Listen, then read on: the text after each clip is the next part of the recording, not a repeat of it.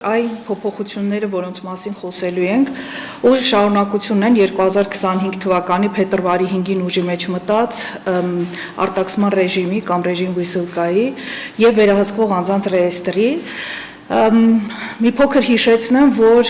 փետրվարի 5-ից 2025 թվականին Ռուսաստանում ներդրվեց վերահսկվող անձանց ռեեստր, ինչը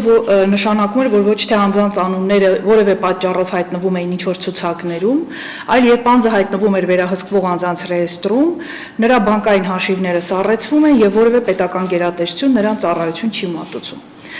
Պետք է նշեմ, որ մարտի 1-ից սկսած այս գերատեսչություններին միացավ նաև հարկայինը եւ հարկային ծառայությունների նախ տեղեկանքի ձևը փոխվեց, որը այլևս թղթային տարբերակով չի, այն տրվելու է որպես էլեկտրոնային քաղվածք եւ հարկերի չվճարումը կամ նման բանի հայտնաբերումը եւս կարող է հիմք հանդիսանալ, որ անձը հայտնվի վերահսկվող անձանց ռեեստրում։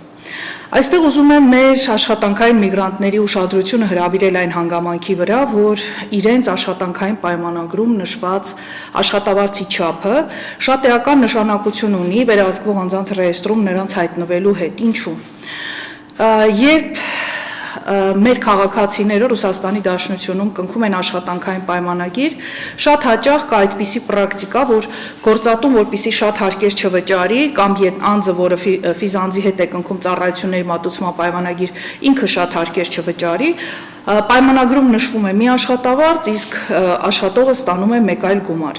Եվ երբ որ իր աշխատավարձի չափ կամ ավելին փորձում է ուղարկել օրինակ Հայաստան իր հարազատներին, այստեղ տվյալները միանգամից փոխանցվում են միգրացիոն ծառայություն, այսինքն ոստիկանություն հասանելիություն ունի դրան, եւ անձը պետք է հիմնավորի որտեղից են այդ գումարները, գումարների ծագումը, այլապես ինքը կհայտնվի վերահսկվող անձանց ռեեստրում եւ կարող է արտաքսվել։ Սա վերաբերվում է նաև նրանց, այն անձանց, ովքեր իրենց ամբողջ բրիգադի գումարը հավաքում են եւ մեկ ձեռքից, այսպես ասած, փոխանցում են բանկից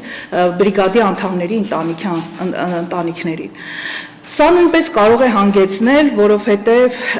կստացվի, որ այդ մարդը իր ունեցած աշխատավարձից բազմակի անգամ մեծ գումար է փորձում փոխանցել, անգամ եթե տարբեր մարդկանց անուններով է դա անում, ուստի պետք է խնդրեմ, որ յուրաքանչյուրը իր գումարը փոխանցի, որպեսզի չհայտնվի այս խնդիրների առաջ եւ հետո չընկնի քաշքշուկների մեջ, երկար պարզաբանումներ տա, թե որտեղից են իր գումարների ծագումը, արդյոք դրանք կապ ունեն ահաբեկչական գումարների հետ, թե ոչ եւ այլն։ Այսինքն սա կարող է շատ լուրջ խնդրի առաջ կանգնեցնել, ուստի խնդրում եմ, որպեսզի այն աշխատավարձը, որը իրապես ստանալու եք, թող դա ֆիքսվի ձեր պայմանագրում եւ այո, թող գործատուն հարկեր վճարի այդ գումարից, բայց դուք չունենաք որևէ խնդիր եւ կարողանաք հանգիստ ձեր գործունեությունը ծավալել Ռուսաստանի Դաշնությունում։ Մարտի 1-ից սկսած Դաշնային անվտանգության ծառայության կողմից կարող է նաև կապի օպերատորին, կարող են դիմել կապի օպերատորին եւ անջատել միգրանտի հասանելիությունը հեռախոսի հասանելիությունը։ Սա էլ պայմանավորված նրանով, թե ինչ օրինակ հաղորդագրություններ կամ զանգեր կարող է անել տվյալ անձը, պետք է շատ զգույշ լինել այս հարցում եւս։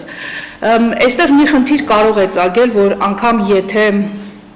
դա լինի, չգիտեմ, թյուրիմացաբար, Մոսկվայում եւ Մոսկվայի մարզում շատ լուրջ խնդրի առաջ կկանգնի միգրանտը, որովհետեւ 2025 թվականի սեպտեմբերից Մոսկվայում եւ Մոսկվայի մարզում աշխատելու նպատակով մեկնող օտարերկրացիների, այդ թվում նաև Հայաստանի Հանրապետության քաղաքացիների համար միգրացիոն հաշվառման կանգնելու, որպեսզի ունենա միգրացիոն հաշվառում, պետք է ունենա Ամինա ծրագիրը, որը աշխատում է, որը բջջային հավելված է եւ աշխատում է ինտերնետով եւ պարբերաբար թարմացումներ չանելու պարագայում անձը կարող է հայտնվել վերահսկվող անձանց ռեեստրում եւ հետագայում կարող է նաեւ արտաքսվել։ Ուստի այստեղ կարող են խնդիրներ առաջանալ, ես պետք է խնդրեմ, որ հնարավորինս ուշադիր լինեն իրենց կատարած զանգերի եւ բովանդակությունների հետ կապված իրենց խոսակցությունների։ Ներողություն, բայց այս կապի արգելքը ինչը կարող է հիմք հանդիսանալ խոսակցությունների թեման ինչը կարող է լինել, որ թեկուզ։ Այն ամենը, ինչը կարող է Ռուսաստանի Դաշնության ֆեդերալ դաշնային ծառայությունը համարել անվտանգության սպառնալիք։ Շատ, այսինքն անգամ փոքրիկ համակրանքը Ուկրաինայի նկատմամբ կարող է դրա հիմք հանդիսանալ, պետք է շատ զգույշ լինել անգամ խոսակցությունների մեջ։